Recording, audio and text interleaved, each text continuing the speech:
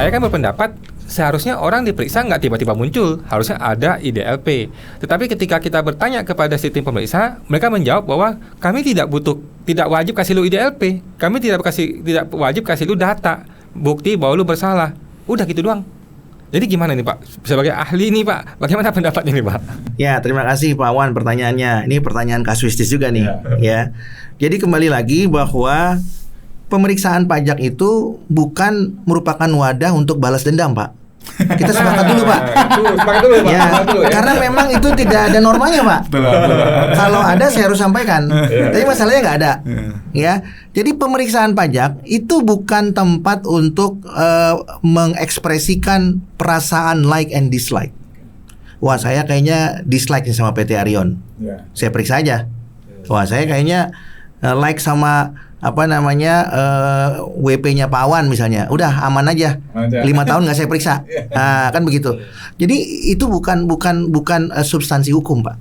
Ya kan, dan tidak diatur itu rumusan normanya. Nah, yang diatur adalah kalau kita bicara pemeriksaan, maka kita harus bedakan antara pemeriksaan bukper dengan pemeriksaan administratif atau orang awam sebutnya pemeriksaan biasa lah. Kan begitu ya. Nah, pemeriksaan bukper itu sudah jelas diatur, Pak. Ya, kalau bukper itu diatur di Undang-Undang KUP, ya, turunannya adalah PMK.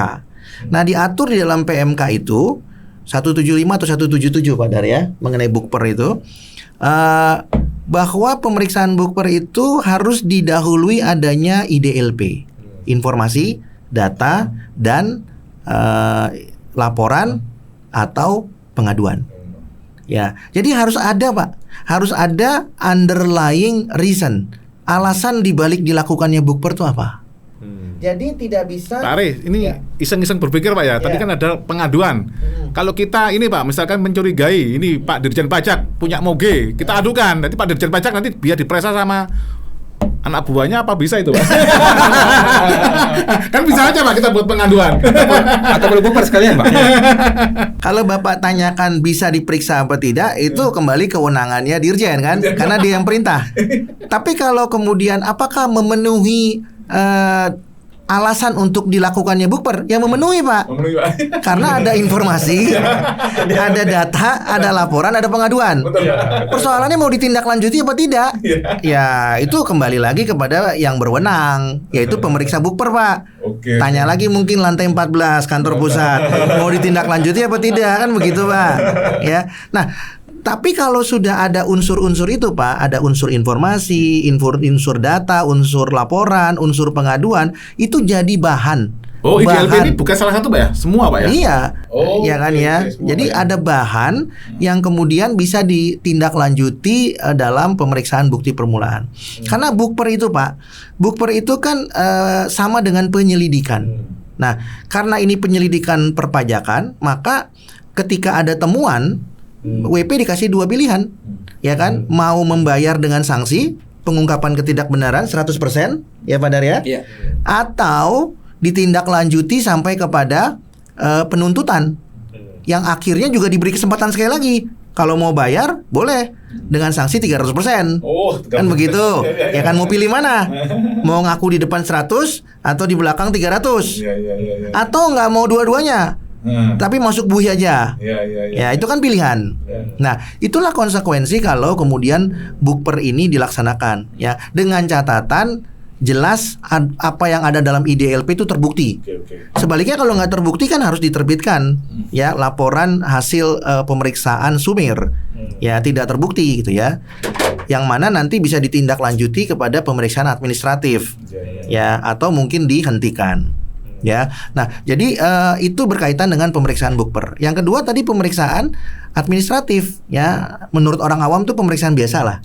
Ya, jadi pemeriksaan ini kan dilakukan karena 2 alasan. Satu karena adanya temuan, ya Pak ya. Itu temuan itu kan cikal bakal dilakukannya pemeriksaan. Biasanya melalui SP2DK dulu, kemudian AR tanya nggak bisa dijawab, ya kan. Itu kan cikal bakal Pak.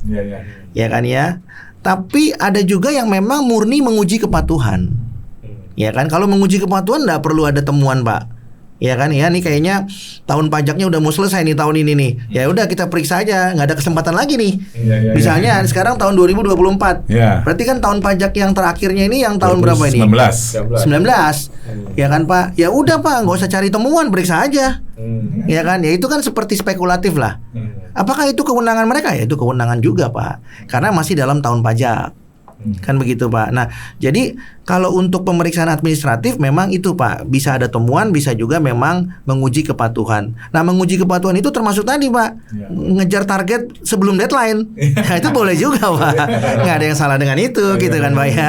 Tapi harus sesuai dengan ini Pak ya, profesional dan integritas Pak. Oh, ya harus gitu loh Pak. Ini jangan sampai ini teman-teman pemeriksa pajak ini karena dikejar target, lupa dengan profesionalisme dan integritas itu Pak. Betul. Kembali lagi Pak, profesionalisme dan integritas itu diukur dengan pasal 23A konstitusi, 23A konstitusi.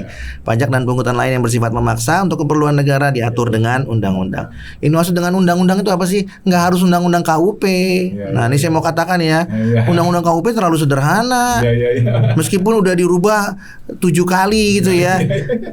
Kan masih banyak juga hukum yang lain yang harus dipahami gitu ya. Nah, jadi yang dimaksud dengan undang-undang adalah peraturan perundang-undangan terkait, ya. Bisa berkaitan dengan perpajakan, bisa juga yang berkaitan dengan hal lain tapi menyinggung perpajakan. Kan begitu, ya. Nah, jadi kembali lagi di pasal 23A konstitusi disebutkan undang-undang ya Pak, nggak disebut undang-undang perpajakan. Kan begitu ya. Iya, betul Pak. Jadi itulah kemudian. Jadi konstitusinya sudah benar Pak ya. Sudah jelas itu. Jangan diganti undang-undang perpajakan. Cuman di teman-teman Fiskus ini menjadi ini adalah lex spesialis, itu yang sering kita alami masalahnya. Jadi kadang dia ada ini Pak, kadang mau